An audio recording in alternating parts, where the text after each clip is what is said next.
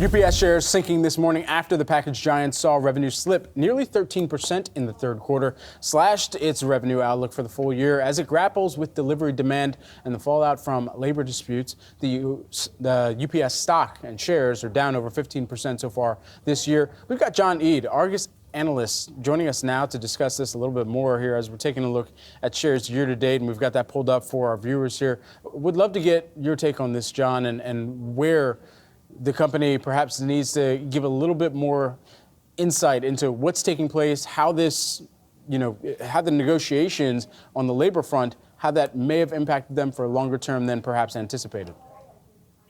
I think, Brad, that was one of the big surprises in the quarter was the very narrow operating margins in the U.S. business, 4.5%. Usually those are double digit or close to mid-teens, but you can see what happened with the strike negotiations and with the impact that the strike negotiations had on volume. They just weren't able to lower the fixed costs as quickly. We've seen volume be a problem across the transportation sector. Doesn't matter whether it's rails or trucks or here at UPS. Some of the comments we've heard from other industry participants, though, is that volume had gotten better as the third quarter was moving along, and the all-important fourth quarter looked like it was shaping up okay. We haven't heard that yet from UPS, but we may later today. Yeah, when you talk about that drop that we saw in volume, reducing daily volume by 1.2 million packages, can they win that back? And I guess if they can, what does the timeline, do you think, potentially look like on that?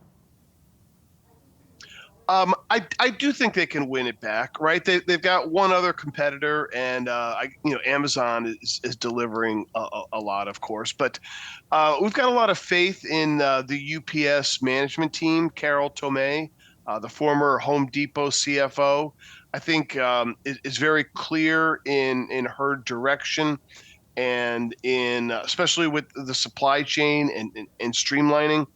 So it's not going to come back in the next quarter. They said they're well prepared for the holiday season, but the dividend is still high on UPS. The valuations are low. I think they've got a clean balance sheet and a good management team in place. The sell-off could be a nice buying opportunity. And so you still have a buy on this stock. So you're confident in the leadership team, the strategy that they laid out. You mentioned the surprise, which I do want to come back to, the surprise on the kind of the impact to margins as a result of some of the negotiation and how that netted out.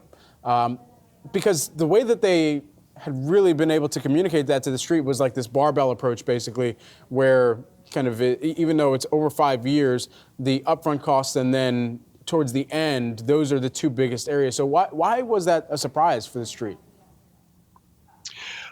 It just is such a deviation from the typical numbers that UPS delivers. FedEx has always been the lower margin operator, and UPS always had the higher margins and the higher cash flow. But that may be switching around here. And that was one of the main reasons to favor UPS was because of its greater profitability.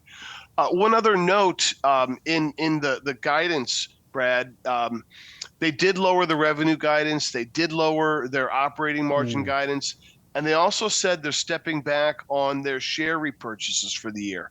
That's not exactly the kind of vote of confidence that the street is wanting to see. They'd rather see the company step up and buy the stock at these lower valuations here.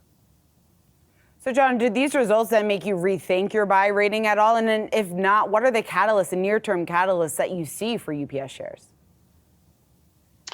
So I will, of course, be reviewing my rating. We do it all the time.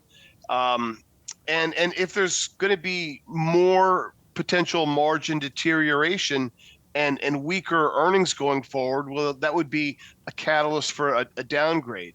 A catalyst for an upgrade would be if we could see some of the green shoots that are popping up in the trucking industry or the rail industry, as far as volume is concerned, start to carry over into the air freight segment of the transportation industry.